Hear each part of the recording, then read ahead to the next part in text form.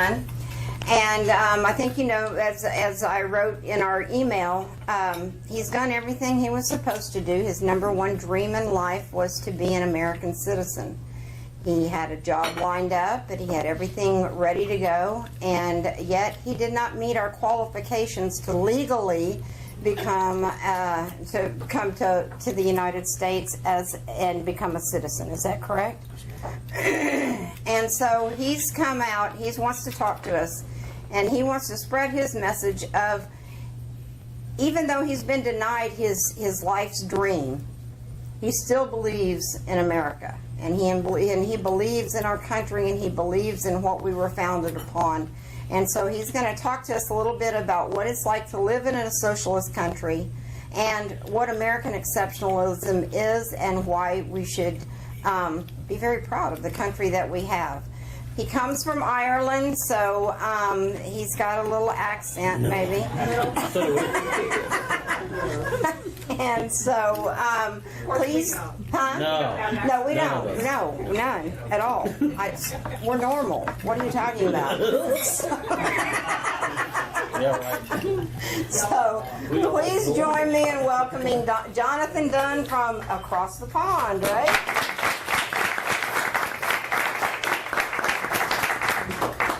Thank you all so much for coming out on a beautiful Oklahoma morning at 7 a.m. to listen to an Irish guy. I think people are crazy to come out at 7 o'clock at night to listen to me, let alone 7 in the morning, so I appreciate this honor. So I'm going to talk to you about a couple of things today, but before I do, I just always have one rule for those who are unfamiliar with my work. Anytime I do public speaking, or anytime I do a show, or any interviews I do, I only ever have one rule. You're not allowed to leave here thinking what I think. That's not my job. My job is to encourage you to learn for yourself and find out where you stand on the issues. Amen. There are plenty of people in this world who tell you what you have to think. I'm not one of them. So what do I want to talk to you about today? Well, anyone who knows me knows I'm not short of words, so I'm going to try and hit on several points. One, I want to talk to you about the two Americas and how you've forgotten about one of them and you never talk about it anymore. I want to prove factually why you're an exceptional nation. And if we get a chance, I'm going to talk to you about some human experience through revolutions in your language. So the history of the world. I was thinking, how can I explain the history of the world in a very big snapshot to explain why America is exceptional? And anyone who knows anything about me knows I'm like Glenn in that he does work in front of a chalkboard, I do my best work in front of a whiteboard at home. And I came up with this picture. Simply put, whether you believe in Christianity and you think the world is 5,000 plus years old, or you don't and you think it's 1 billion years old, this is the picture of the history of the world. Simply put, there's two sets of people in this world. There's one set of people, one group. And there's a second group of people which is divided into many, many different sects. These two sets of people are the polar opposites of each other. Their foundations could not be any more different. It's like mixing chalk and cheese. They do not go. So what are the differences between these two sets of people? Well, there are many, but I'm going to hit on a few bullet points. This group over here thinks life is nothing more than a resource. It's not precious. If you've been following the debates in Europe right now, we've lost quite a few of them. Some of them are, you do have a right to help someone kill themselves in Switzerland legally. You saw this in Great Britain with Charlie Gard. Had £1.5 million in the bank account, which is roughly about $2.2 million. State said, I don't care how much money you have in the bank account, you have a right to die with dignity. The state says lay down and die, you better lay down and die. You're seeing this in Iceland right now, where they found the solution to Down syndrome. Don't get excited, it's not some medical breakthrough, it's abortion. Life is nothing more than a resource. This set of people over here says life is a fundamental right. Next difference. This set of people says rights come from the powerful, ever who that may be, whether that's a king and a queen or a monarchy or a religion or a congress. This says rights come from your creator. Next difference. This set of people over here believe in the collective. Believe you are nothing more than a label, and we will judge you on that label, whether that's by class, whether that's by income, whether that's by your income, whether that's by where you're brought up, where your family was, what your father did, what education you have, what college you went to. We will judge you on any number of those labels. This group says we believe in the individual, and we will judge you on your fruits and what you do as a person. Then this is where you start seeing the differences on how they view the economy. This group over here says you're allowed to follow the passions that you're most passionate about once government says it's okay. This says you have a fundamental right to pursue your happiness.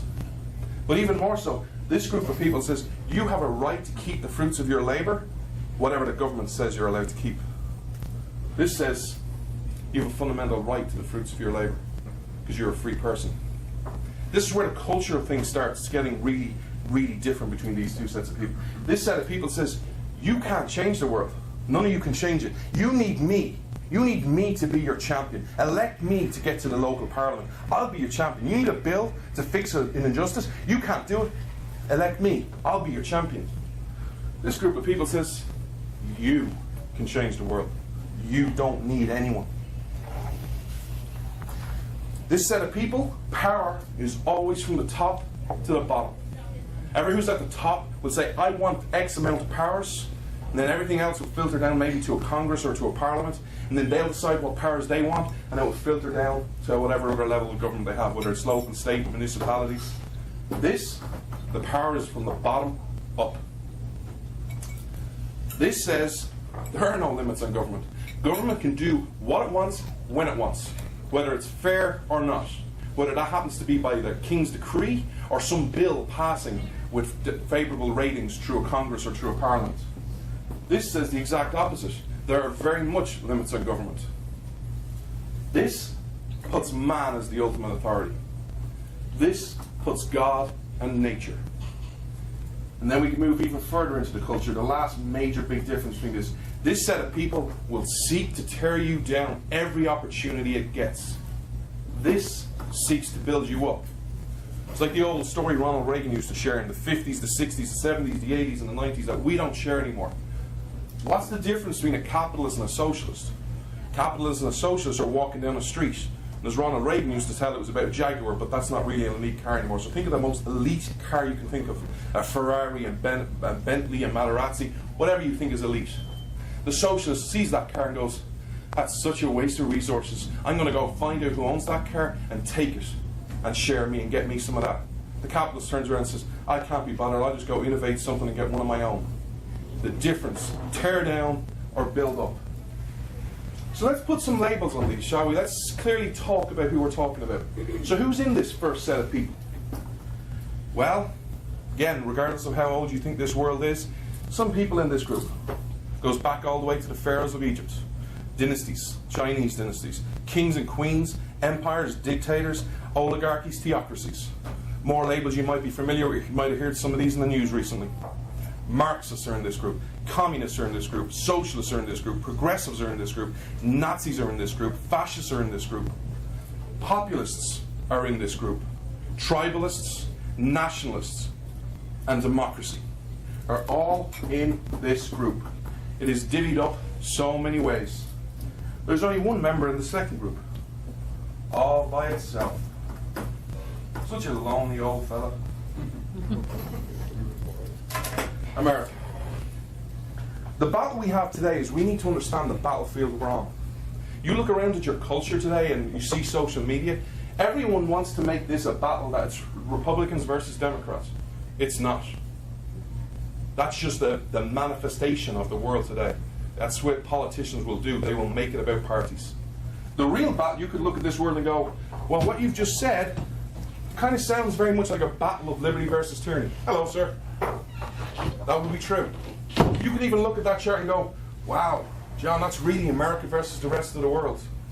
True. However, that doesn't even come close to scratching the surface. Because what we have right now is a fundamental battle that has been going since the dawn of time. Yeah. It is the law of God versus the law of man. And if you're a Christian, you can go even one level further. It is the battle versus God versus Satan. It is the eternal battle that will never end until this world does. That is the battlefield. I know, yeah. Actually, listen. Y'all thought you saw the real story if you listened to Glenn yesterday. I was in the production meeting listening to Jason. The world is so ending tomorrow. I have no idea what he said in that meeting, but, you know, women's uteruses and 12 stars and Leo and Virgo. I listened to him live, I listened to him at the production meeting, and I listened to him say it again outside the production meeting. I still haven't got a clue what that guy was talking about. And he's a smart dude, he's a great guy, but I'm like, pregnancy and moons on the feet, and oh my god. But yeah, if the world goes end tomorrow, it's great news for me because I'll die in America, and hey, I didn't get my American dream, but I got to die in the country, so it's all good. Fundamentally, whether you agree with what America stands for, whether you agree with what I've said or not, they are the fundamental differences. That alone, factually, not my opinion, factually, makes America exceptional. Because you are a group of one compared to a group of hundreds and thousands of sets of people in countries in the history of the world. You are exceptional because of what you stand for. But it goes so much deeper than that, because what we must do is we must share history. I'll ask you a question by show of hands. How many people think the revolution was against whatever label you want to give them, the British, the Hessians, the Redcoats, and it happened in 1776? Anyone think that's what the revolution was? Well, it was a battle for freedom. Okay. But do you think it was against Britain? Mm-hmm. Okay. Everyone always. That's what. Well, I'm not going to disagree with you. I'm going to do a much better job than that. I'm going to tell a man who is much smarter than me and who was your second president of the United States disagree with you. What do we mean by the revolution? The war? That was no part of the revolution. It was only an effect and a consequence of it. The revolution was in the hearts and minds of people before a drop of blood was shed. John Adams. Fundamentally, so many people think today the American Revolution was against the British. If you think that is a revolution, you're not exceptional. Ireland fought a revolution against the British. France had 6 of them. In the history of the world that we know about, there's at least 645 revolutions. The first one goes back nearly 5,000 years ago in ancient Egypt. If you think the American Revolution was a war, you're not exceptional. What the American Revolution was about, it just manifested itself in a war against Britain. The real revolution was exceptional. Because while all these thought about certain principles, that I'll talk about in a second, this seeked not to declare independence from another man. It seeked to redefine man's relationship with man, man's relationship with government. Oh, I'm so full I couldn't eat all that. I'll try. I'll give it a good sporting try. Start now. Yeah, someone else can get up here, right? The American Revolution was fundamentally redefining man's relationship with man, man's relationship with government, and man's relationship with God. That is what the real American Revolution was about. But here's the thing. I can talk to you all day about your principles, and I'm going to, but I also want to talk to you about your history. Because the great thing about American history, I find, is you have the principles to back everything up, but you also have the human experience. When I read stories about the American Revolution, I can't but help but compare it to the French Revolution because it was a similar time frame, and because they're the exact opposite. So many people at the time thought the French Revolution was just like us. People were like Thomas Paine. They're just like us. We need to help. And Thomas Paine and George Washington had a major falling out and never recovered from that. So why did people think it was the same? Well, there's 3 tenets of the French Revolution. And the first 2 sound very American. Liberty and freedom. That sounds like very much like what we believe. It's the third one they go different on. Because what they fundamentally did is what they do over here. The third tenet of the French Revolution is brotherhood or fraternity. Simply put, I'm not here to talk about French history, I'm here to talk about your history. But simply put, the French Revolution had 6 revolutions because of this simple fact. One side got power, and it sought to impose its will on the other side. And then this side plotted and schemed, and it got power. And when it got power, it sought to control the opposition. And this happened 6 times, and it always ended in the guillotine. America was the exact opposite. When France was talking about brotherhood and fraternity, America was talking about e pluribus unum. Out of many, one. You're the exact difference of it. Also, a big difference, because you're hearing this word a lot today. The French Revolution was simply put about one word. Winning. That's all they wanted to do. When this side had power, it was winning. And it only wanted to continue win. This power, when it was plotting, it wanted to win. That's all it was about. It wasn't about fundamental rights or redefining man's relationship with man. American Revolution was never about winning. Ever. The 54 signers of the Declaration of Independence didn't think in their hearts, if you gave them truth serum, thought they had a chance. If there's married couples in here, this story's for you. Imagine yourself, think of the man, you're George Washington, and you've just signed on to become the leader of the Continental Army. Going to get yourself some freedom, huh? You go home, and Martha greets him and goes, "Hey honey, what did you do today? Tell me about your day." And George Washington goes, "Well, I just signed up to become the leader of the Continental Army." Do you think Martha slapped him silly and went, "What the hell have you done? What have you gotten us into, George?" Do you think they slept together that night, or do you think he was on the sofa? Well, they didn't really have sofas back then, but you get the visualization. America was never about winning, it was about doing the right thing. To prove this, I want to talk to you about the Declaration of Independence. Quite simply put, my pure opinion, one of the greatest documents ever written by man. I'm going to share 4 principles with you, and I want you to think about society today and see, do you see these principles? It's gone squirrel, have it? Irish guys are cheeky, you know, we inherently have. And fat boys are inherently even more cheeky. It's like, it's gone, don't throw it out. You know, I'll be dusty bin.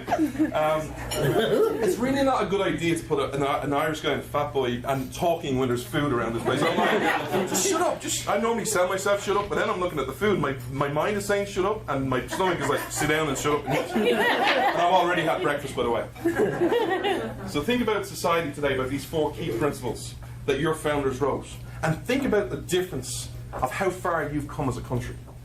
The first one is quite remarkable because it goes against what humans do every day. Everyone today tells you what they don't like. Everyone has a gripe today in society. You listen to the media, "I don't like Donald Trump, he's a fascist." You hear other people in the media go, "I don't like Hillary Clinton, she's corrupt, she belongs in jail." You hear, "I don't like Democrats, I don't like Republicans, I don't like my taxes." You hear everyone. Your founding fathers were the exact opposite. That's right.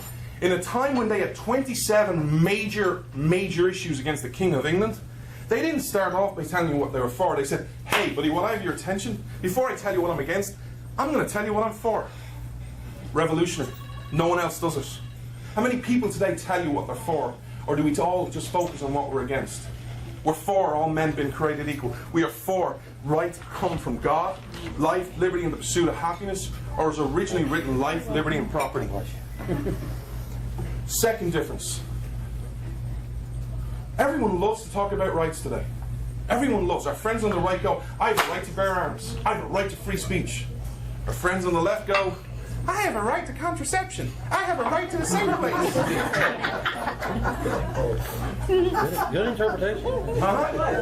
That's the only one I can think of that they say, and that's amazing. "Oh, I have a right, hands up, don't shoot." How many people actually talk today about complete sentences? Because when you talk about rights, you have an obligation to yourself and to your fellow man to talk about your responsibilities. Because when you talk about rights without responsibilities, you're creating a vacuum that is always filled by man, corruption, and government. But then again, don't take what an Irish guy says, read what your founders said. Because not once, but twice in your Declaration of Independence did they say this. They didn't say, when government becomes destructive of these needs, it's the right of the people to alter and abolish it and stop talking. No, they continued on by saying, and it's the responsibility to institute new government among men. Rights without responsibilities do not work.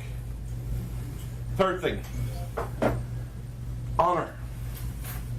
Signing off the Declaration of Independence. We pledge to each other our lives, our fortunes, and our sacred honor. Well, we knew life was important because they said it's the first right from God in the Declaration of Independence. We knew property was important to them and fortunes. Why? Because before there was a pursuit of happiness, it was property as a right from God. But also, I hate to break this to people today because people don't ever share this story. The founding people, the 54 signers of the Declaration of Independence, were not poor peasant farmers. They were the rich men of the day. They were the men and the families who could have easily said, "You know what, I have it good, I'll just pay the extra tax." They didn't.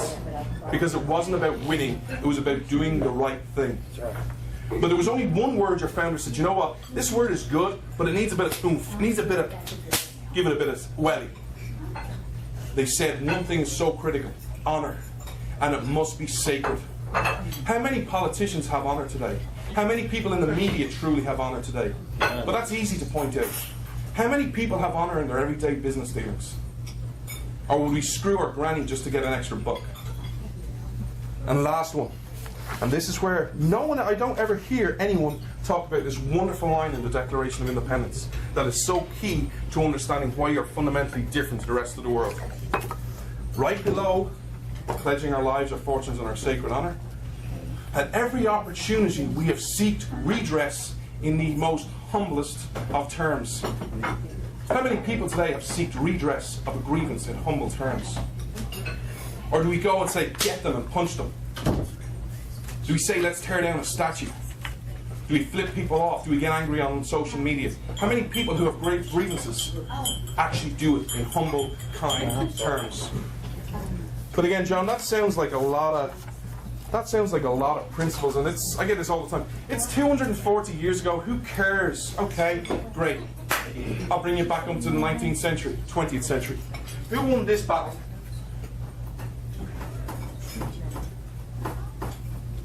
The Reverend Dr. Martin Luther King and Malcolm X. Right. If you don't know who won that battle, I'll give you a spoiler alert. One has a federal holiday named after him. Why did Martin Luther King win? Simply put, he followed the vision of your founders. He completed their ideology. Where one, Malcolm X, was talking about what France preached and what the rest of the world has always preached. And get them. I'm angry. I have a grievance. I'm going to beat you up. I'm going to get me some power. Martin Luther King was the exact opposite for two fundamental reasons that I just spoke about. One, when Malcolm X was preaching violence, he was walking in Selma arm in arm in humble terms. But it also goes so much deeper, and I'm going to factually prove it. Everyone, regardless of where you've been in history, has heard this phrase, I have a dream. He was telling the American people what he was for. He was telling them what he was against. That's right. Your people responded with this.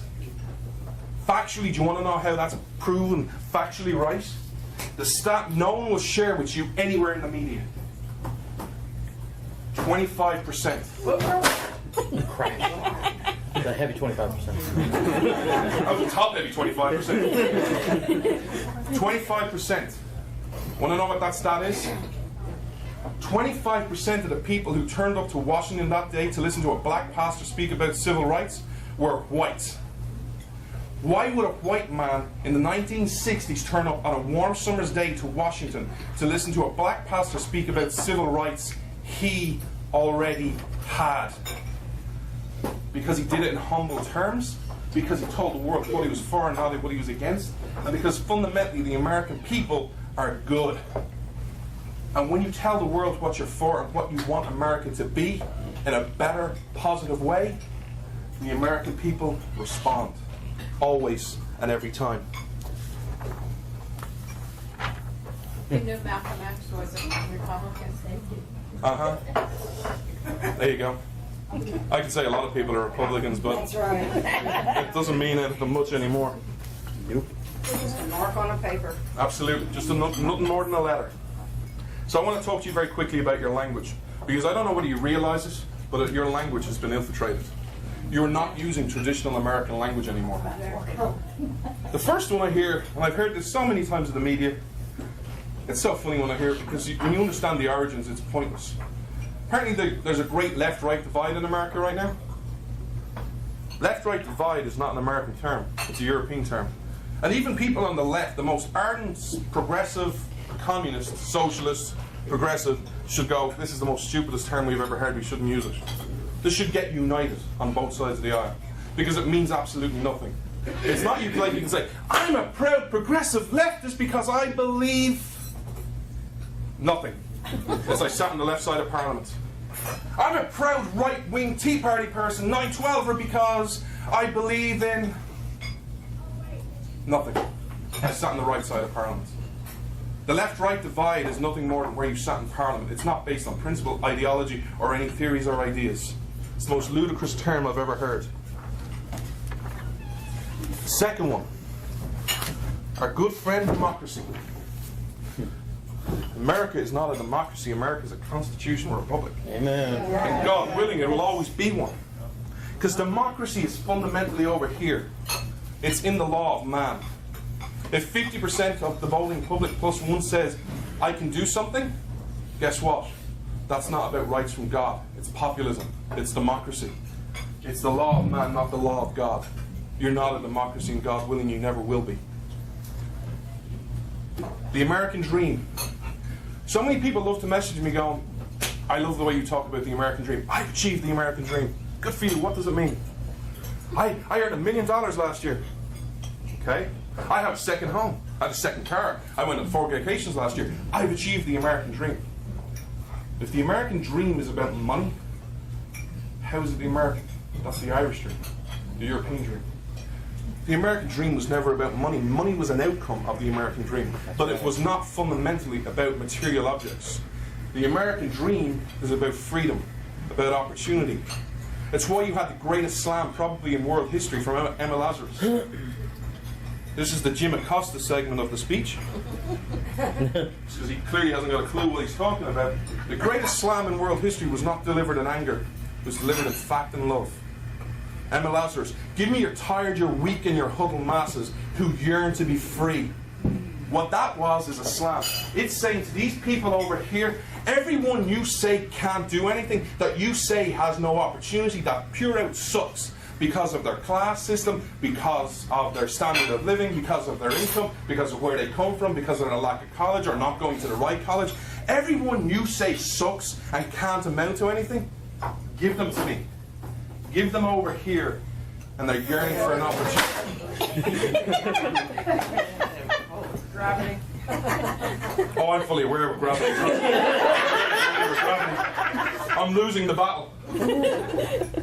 That is the biggest slam, because everyone you say can't do anything, give them over here. Factually. Whether you're a Christian or not, you think today is the year 2017. Unless there's people from North Korea, I say, welcome, it's year 132. You think today is 2017. So let's just think about this in human terms. Think of an arbitrary point of time, 0 AD, the time of Christ, to the year 1800. 1800 years. Think of any part of society you want. Communication, farming and agriculture, housing, transport, communication, storage, standard of living, medicine. You pick the criteria you want to talk about. And think about the advancements from 0 AD to 1800. 1800 years.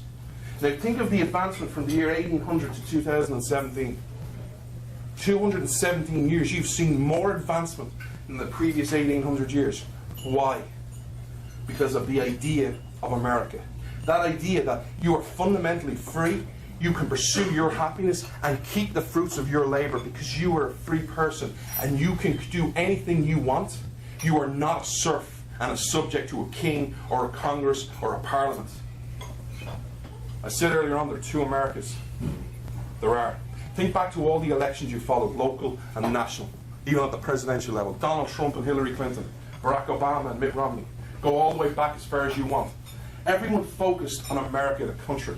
They talked about jobs, they talked about the economy, they talked about the dollar, they talked about oil, they talked about natural resources, they talked about foreign policy. Wonderful. America is a great country. But everyone has a country. Everyone has a currency. Everyone has an army of some description. Everyone has some type of international rights and stuff. The second America no one ever seems to talk about is what I've just been spending 15, 20 minutes talking about. America, the idea. You are an exceptional country. There is no idea of Ireland. There is no idea of China. There is an idea of America. That you are fundamentally a free person. Last term. So people always ask me, how does an Irish guy get to work for Glenn Beck? And then those who hate Glenn Beck always say, well, you must always agree with him 100%, because he only hires people that he agree with him 100% and buy into his crazy ideology. So why am I working for him? How did I get a job?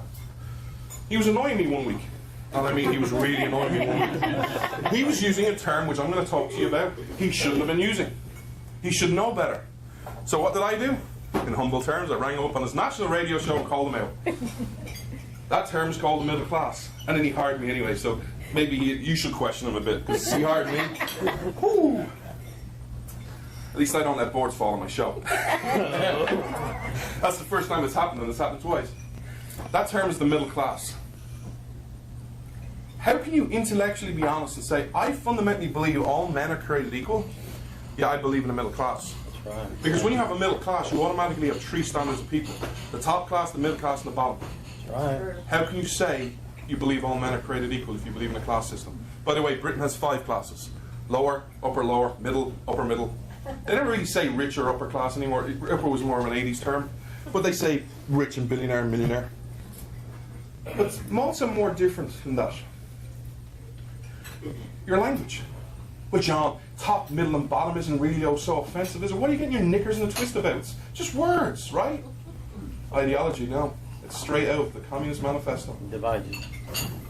Top class is the bourgeoisie. Middle class is the proletariat, and the lower class, or the poor people, is the lumpen proletariat. You're using Marxist terminology that doesn't offend anyone because we haven't taught it took the history of the world.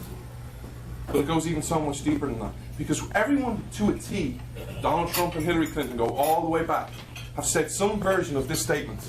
The American economy is at its strongest when you have a strong, growing, vibrant middle class. What is that telling people psychologically?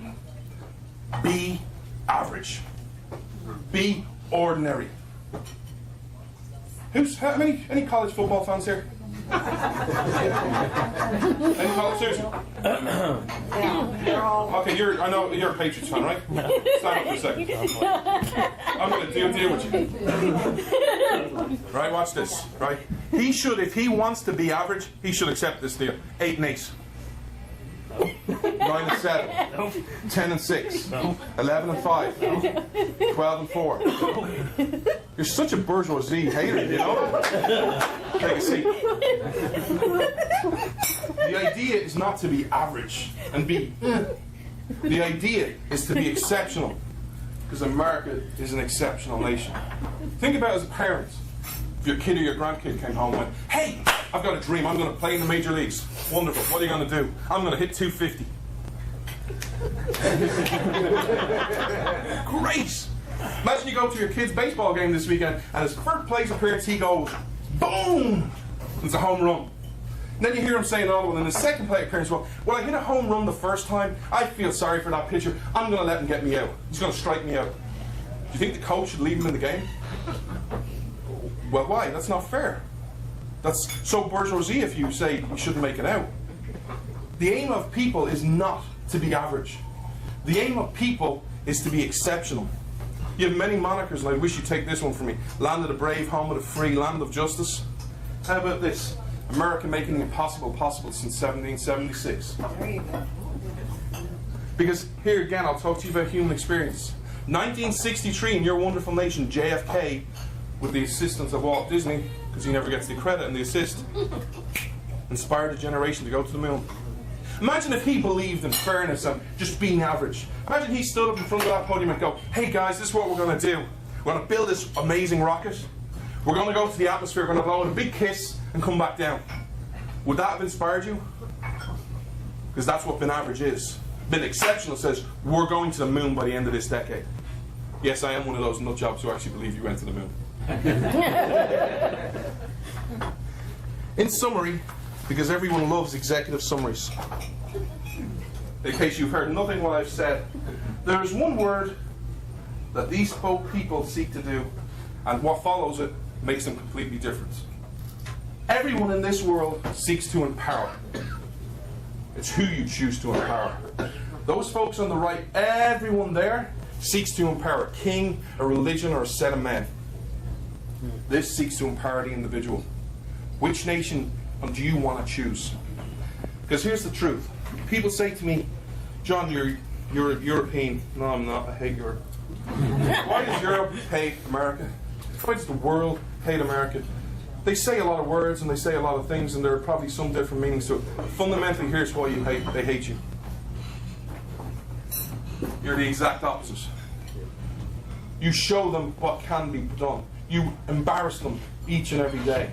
You're fundamentally different. And here's the battle of the day. Again, it's another Ronald Reagan story. Two Americans run into a Cuban who just escaped Castro's Cuba, and Che Guevara. And he tells them all the horrific tragedies and things he saw and witnessed and that were done to him, all the cruel punishments. And the Americans are shocked at this because they've never heard it in the media. Shocker there. And the Americans turn to each other and go, wow, we're so lucky to live here. The Cuban says, no, I'm lucky I had somewhere to run to. The fundamental battle today is if you take this out of the world, and that idea, not the country, the idea, the world sucks. The world seeks to exist.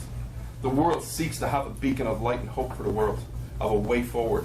Because when you understand the fundamental battle word today, it's not Republicans versus Democrats. It's not even USA versus the world. It is the law of God versus the law of man. If you take that out, there is no representative for the law of God. So what's an Irish guy doing over here talking about this? Well, this year I've always wanted a dream. Everything I do is on a voluntary basis. All my speaking, I don't earn money. All my show and the blaze, all the stuff I do, it's on a voluntary basis. I'm to try and share this message.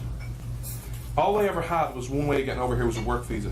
And I did everything I did for free because I always wanted someone to see something and go, let's give him an opportunity. He gets it, let's help him. This year, I didn't share, you're the first people I've shared this with because Pat outed it on air the other day, if you heard me speaking about it. I always said someone gave me a job. I don't discuss details. That someone was actually Glenn Beck. I was going to work with him directly on a lot of things. He stepped up and gave me a job. I signed a contract with him in February this year. I was at CPAC. Everyone was like, why are you so happy? I'm like, I wish I could tell you, but I can't. I'm sworn to secrecy. Went through the immigration process, answered all the questions, what my work experience is, what my education experience is, what my criminal record is. I don't have one. What my family relations are, what I ate for breakfast for the last 6 months. That was the longest list. Basically, I gotta make it funny. Come on, this is too serious. Basically, the immigration lawyer came back and said, there's no visa you can apply for. The H-1B, you don't qualify. The O visa, you don't qualify. The cultural visas, you don't apply for. There is no visa because you don't meet the work requirements. You don't meet the educational requirements. My dream is dead. So I went quiet for a while. Nothing to say. It was devastating. I'll never get over that rejection. Ever. But what did I talk about at the start of this? I have never got a fundamental right to be an American. I don't have that right. I can't say, I have a right to be an American. No, I don't. No right at all. However, I do have a responsibility. Because what you're seeing in the world right now is, sadly, this idea isn't spoken about. And the true idea of freedom and the law of God is probably the weakest it's been in a very long time. And the consequence of that is, you are seeing tyrants on the march. Tyrants are tempted to strike. You see this in North Korea, you're seeing this in Iran, you're seeing this in Russia, you're seeing this in China. The world is at a melting point and it could tip over at any moment. Heck, we could be in here right now and we could all go out and get an alert on our phone going, North Korea has struck, Iran has struck Israel. Wouldn't shock us. Why? Because freedom is limited. So I'm here to share this message. But I'm also here as a Christian to raise awareness for two charities. Because we must fundamentally understand one thing. When we say government should do less, and we don't say anything else, all people hear is a vacuum. Yeah. And they always go, well, who's going to fill it? Corruption and politicians. If you want government to do less, whether that's in the border, whether it's on FEMA, whether it's on the IRS, the EPA, the Department of Energy, Department of Education, all the alphabet soup in Washington, you must have a complete sentence and say, we must do more. Amen. So I want to raise, if you follow Glenn, you know about these two charities. They're close to my heart, but just in case you don't. One is the Nazarene Fund. We all had a bit of fun this morning. I hope I've not bored the snot out of you. You all go along with your day, you go to work, go spend some time with friends, do whatever you do, play golf, do sports. You go home tonight, you have dinner with your family and friends, and everything's great. You know, I heard a crazy Irish guy talk today, and I didn't understand one word because he speaks funny. But tomorrow morning, you wake up and it's a Bucla, Oklahoma morning. It's 80 degrees, the sun is shining, everything's right with the world. And you go out on your property and you see this. Don't fall. 3 times is not, I'm not striking. I'm a bourgeoisie, I am not striking out on you today. You see that turn? Oh! It was always a borderline call. You call me out on that one, I'm going to start arguing, I'm getting ejected. That is the Arabic for N, That's right. Nazarene. You all want to talk about Hitler in the media recently, how bad a guy he was. No one's disputing Hitler was a bad guy unless you're a moron. Or unless you're some nationalist in Germany. Yes, nationalist is over here. That's what they're saying, by the way, in case you haven't heard that story. The third most powerful political leader in Germany is saying it's time to honour all of German troops from World War I and World War II. The old enemies are coming back. Yes, they are.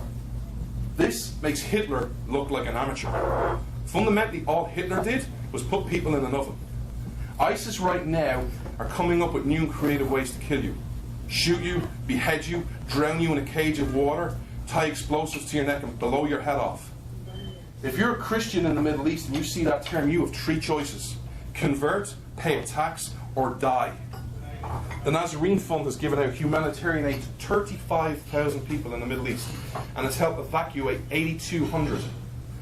Their website is thenazarenefund.org. I'd ask you if you can, because I know there's major news coming in the next 2, 3, 4 weeks, which I'm so excited about. If you can, keep them in your prayers if you pray. If you can, share their site and their stuff online, get their awareness up. And if you're in a financial situation, please consider donating to them. The second charity is even more despicable of what they have to deal with. This is horrific. People love talking about slavery, redebating the old history from the past.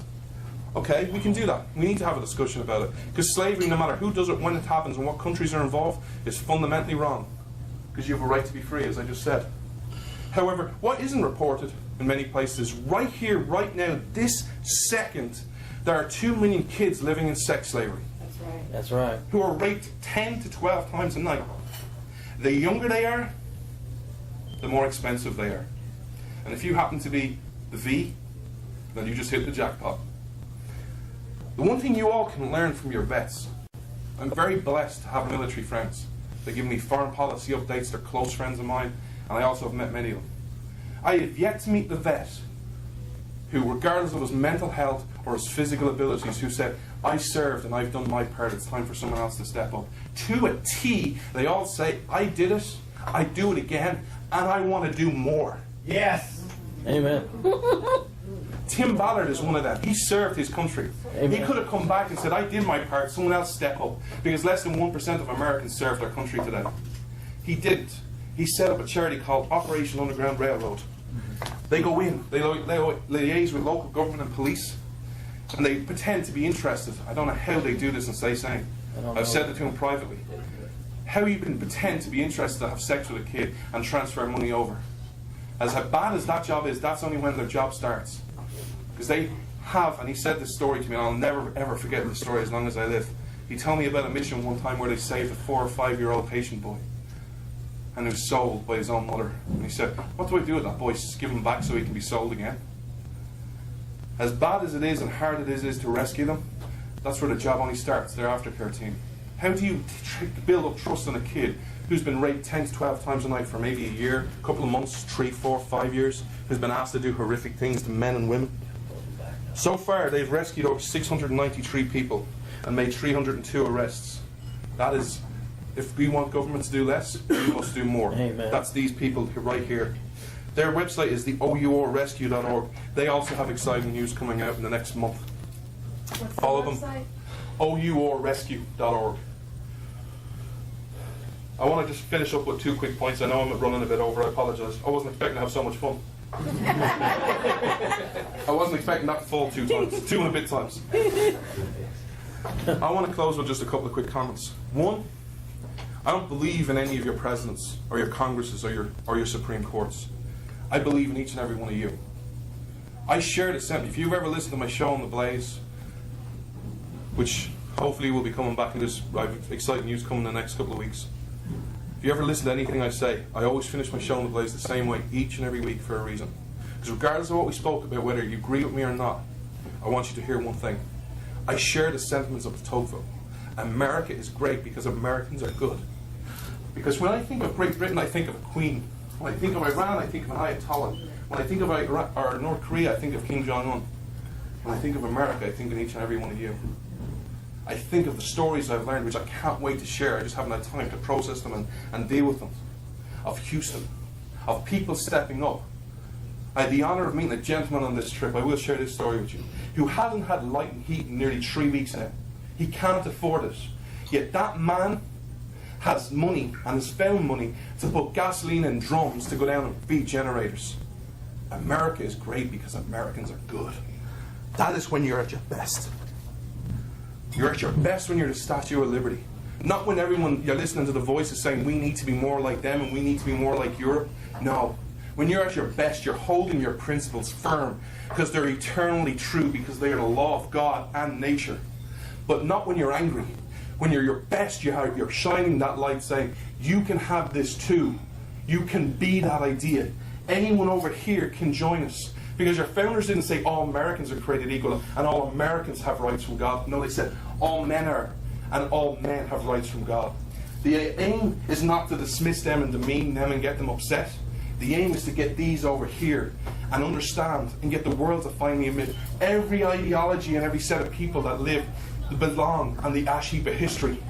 Freedom is the only way, principally and human experience. I believe through your history, having studied it, you have a destiny of goodness and goodwill. You are not an angry nation. You are not a bitter nation. You're not an insulting nation.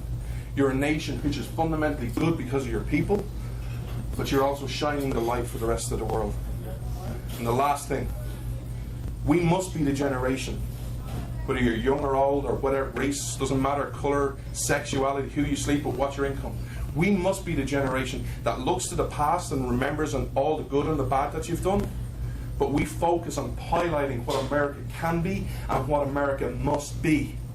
Tell them what you want and what you're for, not what you're against. Amen. And do it in humble terms. Because we must be the generation who proves Thomas Paine was right when he wrote The American Crisis. We, not Congress, not George Washington, not presidents, not Supreme Courts, but we have it in our power to begin the world over again.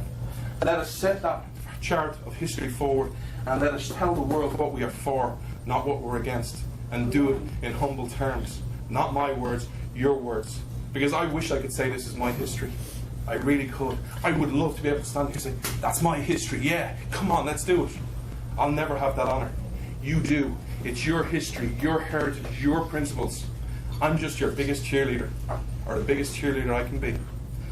Thank you so much and have a great... I'm here to answer any questions. Now, I don't know if anybody has any questions you'd like to ask, you're welcome to. I do want to make everyone aware that Jonathan Fund is self-funded. And so I'm going to, on a tray over here, I'm going to put some cash if anybody feels so inclined to help him out. No, sorry, that's not that. No. I can't take. No. Oh, I you can't can't? legally take, but also it's not. If you've enjoyed what I say and you want to make a donation, please do to OUR and Nazarene Fund. Okay. You want to do it as a group or as Okay, individuals? I didn't realize that. I was No. just trying to. I really appreciate get that. you Take the donations and we'll donate it and put it to that deal. There you go. I appreciate that. So, we've got some questions. So, Yes, Lee. Are you going to continue to pursue citizenship? No. Oh, we're No. going to work on that. No, there's no. So, okay, so. There's some of us out in the audience that are trying to work on Have you that. thought Yeah, about there's- going to Mexico so you'll have a right to come here? I love your nation. Explain why. So, Explain why. You won't do that. I won't do it because I love your nation too much. I don't have a right to be a citizen. However, what I will say is, personally, I think the dream is dead. However, my good friend Pat Gray is kind of really angry about this at the minute and is kind of passionate, and he's trying to talk with Mark Lee, and there's a website being created and stuff. So Yeah, there's a we're movement which working I on will support. But it's not about me. It's not. It's about message. sharing the message of your idea. If I don't ever gain from it, I would love to and be part of your wonderful country. I would drop everything to come over here tomorrow. However, it's about the idea. And I'm going to be doing more, so I have a lot of things that I You can't got the announce. second best thing. You're with Glenn Beck and working with him. That's going to be an awesome. That's going to be an awesome thing. I get to listen to constellations of stars, and she looks pregnant, and I'm like, she looks pregnant. Maybe she's just like me, and I look pregnant. But, you know, I consider that. But yeah, no. But it's about serving the message. Yes, ma'am.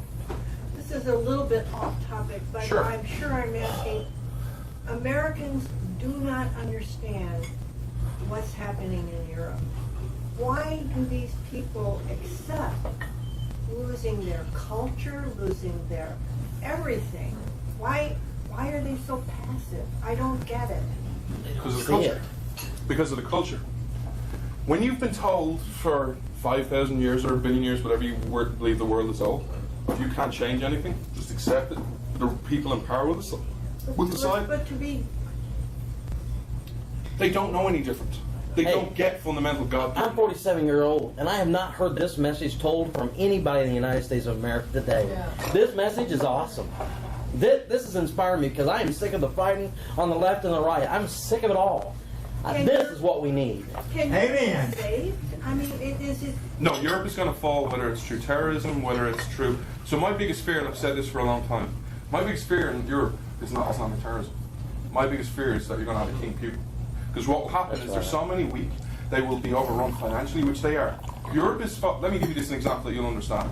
Do you think the American economy would survive if all the jobs and the growth was coming from Rhode Island? That's what's happening in Europe. The biggest economy, most successful economy, and it sucks, is Ireland. When France and Germany are growing at 0.5, 0.6%, Ireland's growing at 3%, and Ireland sucks because of one policy. The corporation tax is 12.5%. That's why Ireland keeps growing in exports.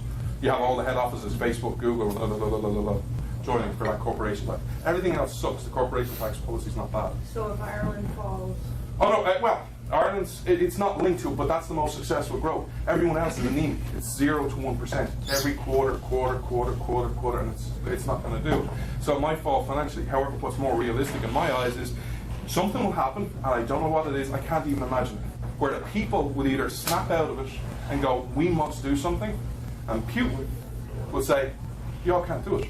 Who? What, France? Germany? Italy? Spain? I'll do it for you.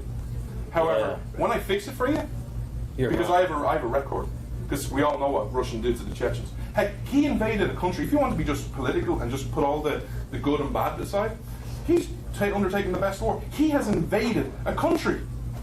There is no talk about this. On news. There's actually people who think Putin's a good guy. I've heard people on conservatives where you just change overnight, where Putin's not that bad. Putin's horrific. He's a dictator. Don't fool this, I'm building the next Roman Empire. That's only just a mass like Hitler did. He will take over Europe. And we're actually heading into the time where I fear most. Winter. Because he gives so much oil and gas. The biggest distributor of oil and gas to mainland Europe and England is Russia. So he's going to push something one winter and go, oh, it's really cold, I need something. They'll go, no, you're not getting that, that's unreasonable. Oh, okay, cool. I'll check back with you in a week or two. Turn the gas off, would you? And Europe will be brought to its knees. So that's more, it might be economic, because the banks are horrific. The banks, you're going to see major things, and this is going to affect America, because America is just as bad. The banks are so undercapitalized, it's incredible.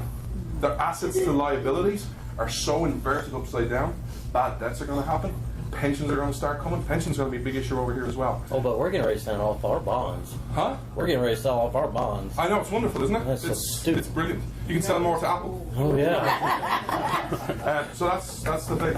But they don't get it. They'll never get the fundamental right of doing it. That's why they're just apathetic. They go, oh well, we can't change the world. Oh, But well, you know, that's what our children are being taught as well. That's Is exactly right. that government is the answer, and we've lost the individualism. That's right.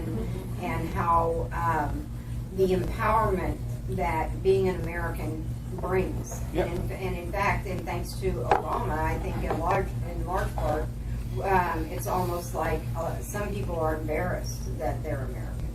Sure, and this has been going on for a long time. You've always, you've seen this in, going all the way back to the 60s. William Ayres, and we don't need to discuss all that history. You've seen it with the likes of the wonderful senator from Massachusetts, Ted Kennedy. Sabotaging you from within. You're always going to see this, because what you have to understand is 99.999% of representatives of people in the public life of their people are different. I know many Democrats. The reason they're Democrat is not because they believe in the ideology. No. I'm a blue-collar Democrat from the 60s, and my father voted Democrat, and That's my right. grandfather.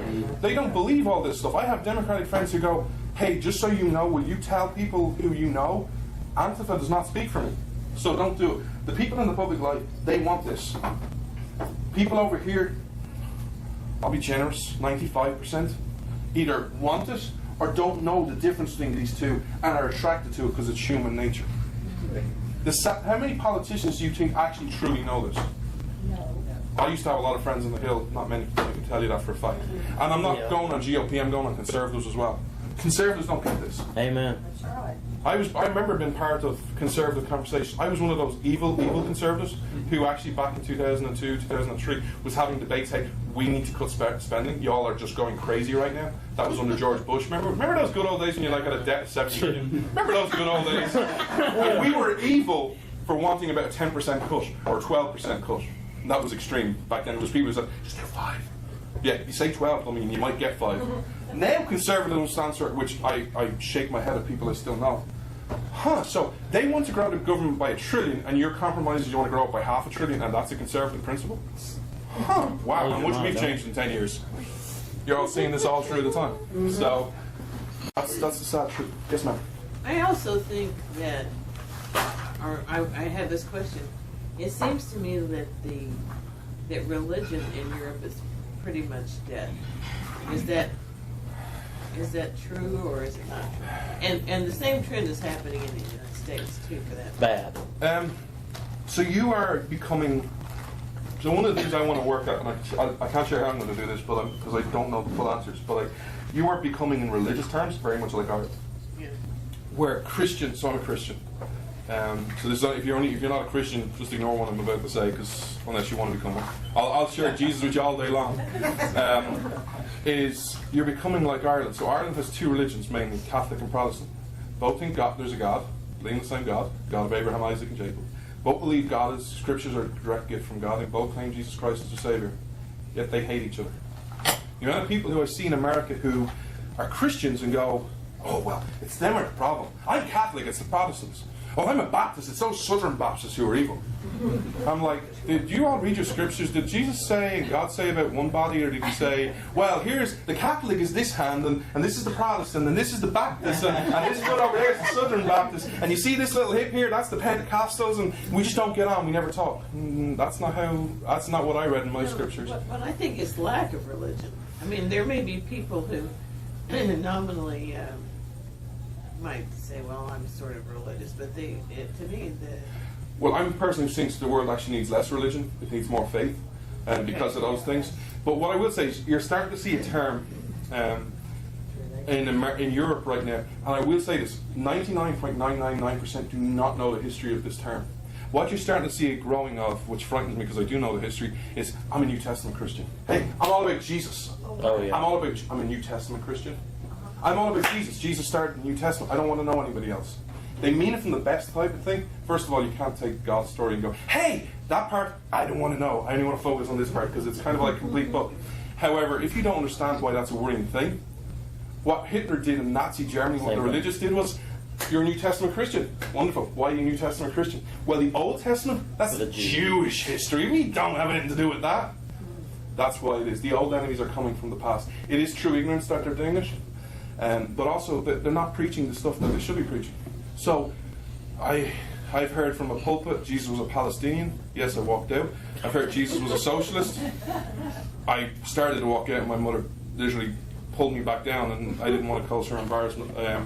I've heard how if we actually care and have compassionate, we should all, we should all want bigger government and lower and higher taxes, and we should want more redistribution of wealth. I've heard horrific things.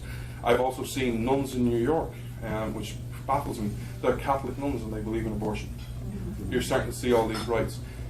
This is the fundamental battle we have to understand. You can all fight in these battlefields. I'm not saying give up, but this is the ultimate battle. On what side we want to be on. And I'll just share one story if you Go ahead. This battle is so critical. Americans need to understand their role in the world. A lot of people seem to have this opinion, God needs you. Abraham Lincoln, Civil War, a couple of years into the Civil War, one side won a battle, the other side won a battle, and it's basically a stalemate. And Lincoln calls all his generals around and goes, we need to fix this, we need to win this war, we need to win it. And they make all their plans, and everyone gets up and leaves, and one of the generals says, well, Mr. Lincoln, I believe we have the plan to finally win this war. I just hope God is on our side. Lincoln responds straight away and says, sir, I worry not about God being on our side, I worry about us being on God's side, for God is always right. That is the role Amen. we need to understand. God doesn't need America. Does God want you to be successful? And to get back to this, you better believe it. The hand of history of God is on your nation. Think of all the history, whether it's, you never really had a chance of survival. You think of the betting odds if you're a bookie. How many truly would have said America had a chance in the revolution? How many people would have said, you got lucky the first time? Hey, I'll bring this to you. How many people thought after we beat you and you made 19 and 1 when we fought you the second time? Every Pats fan I know went, it's payback. We won again, like America. Sorry, he's a Pats fan, I'm not a Giants fan, so that's personal. I just don't like people who are Pats fans. They're great people. I have to say, he's wearing a Pats hat and it's like Super Bowl champs. I feel triggered. I need a safe place. I need you guys to be a good team because we got to beat you. I know. But you have always overcome the Civil War. How many thought people the Civil War would destroy you? A lot of people did. You survived it. How many thought the Wall Street crash and the Great Depression would have destroyed you? It did. How many people thought, you know what? Because you did come very close. The world came very close to losing against Nazi Germany. Thank God you stepped up and won it. But there was time when people thought, you'll lose. Time and time again, the betting odds are against you. But you somehow made the impossible possible. It's because Americans are good and did the thing and made the sacrifice. But there's also a thing called divine providence. I believe in it. If you do the right thing, God will reward you. If you don't, He will punish you. Or He won't help you. Neither is a good solution. So, that was a long answer. I apologize. Yes, sir. How many of you remember the Christian Coalition back in the 80s and 90s? That's what happened. We all got divided because we were all fighting and pointing at each other. We were together at first and it was like, no, you're not Christian enough. No, you're not Christian enough. No, you're not Christian enough. And it's happening and again now in the same movement that we're in the Freeman movement. Same bull. We got to stop that. Yeah. But it's what's key is what you unite around. That's right. If you wouldn't unite around just to be popular, so I hear a lot of people going, we need unity and we just should unite on anything. Won't work. I'm here to tell you. They unite in anything they want. They had brotherhood, they had tribalism, they had nationalism, they had Nazism, they all united. It always failed. If you hold to these principles, because it's the law of God and the law of nature, they are eternally true. They do not change. That is your foundation, that idea, that core. You can unite and discuss on other stuff or disagree on other stuff, that's cool. I've had many disagreements with both political parties. If they all united on this, we can overlook the disagreements. But it's about fundamental rights and freedom. Amen. Any other questions? Any other questions? Anybody can ask me. Yes, ma'am. I was just going to say, God has a sense of humor when you use the terms always and never. Uh-huh. And He knows the desire of your heart. Yeah. So. No, absolutely. Never say never, Jonathan. I know, but it kind of fails it. But, God has a sense of humor. Like, if, just look at me. Why would God, and it's not a joke on me, it's a joke on y'all. Why would God give you an Irish person who cannot say? So one of the things that everyone winds me up about, and I try and avoid it in my presentations, I say tree and tree, and everyone winds me up going, "Are you talking about the number or the plant?" I speak funny. Why would God, if God didn't have a sense of humor, why would He? Get to this point and go, hey, you know what America needs? It needs an Irish guy. And he's sitting up there going, gotchas. So he does have a sense of humor. So there's no doubt about it. But, it's... Well, it's kind of like when you're married and your husband tells you something and you don't, but if your best friend tells you, that's a whole different thing. So it's kind of ironic. You're a new best friend. I know, it's kind of ironic because that's like my dating life. It's like, I don't want to date you, I'll be your best friend though. So it's ironic you use that metaphor. Well, Jonathan, we want to say thank you so much, and I'm so glad that you reached out. Joy and Matt are followers of yours on the Blaze, and they're friends. They're friends. Okay. Absolutely. And if anyone wants, there's business cards up here. I would like one. If you want to pass them out, if you want to get in touch. And my website's on there. It's freedomsdisciple.com. I can't share now because the logistics aren't working out, but there's a lot of exciting things coming in the next 2 to 3 months. This is only the start. This is going to get amped up. Yes. This is going to get amped up a lot by me because it's time to get that idea out. Quite blunt, if none of y'all want to do it, I'll do it. And I think the timing is perfect. Amen. Because we're sick of partisanship. Amen. And we need something to fight for again. And it's just like Well, we have to recognize that the politicians, the political parties, the media are all hell-bent on dividing us every way they can divide us. The worst thing that can happen to all of them, political ruling class and everything, is for ordinary Americans to come together and unite. It's true. And they absolutely do not want that, because if they can keep us fractured, they can control us. That's right. Yeah. It's true. Well, thank you so much, Jonathan. Pleasure. We My pleasure. appreciate Thank you so much very for having me. much. Yes, sir. I'm hanging around if anyone wants to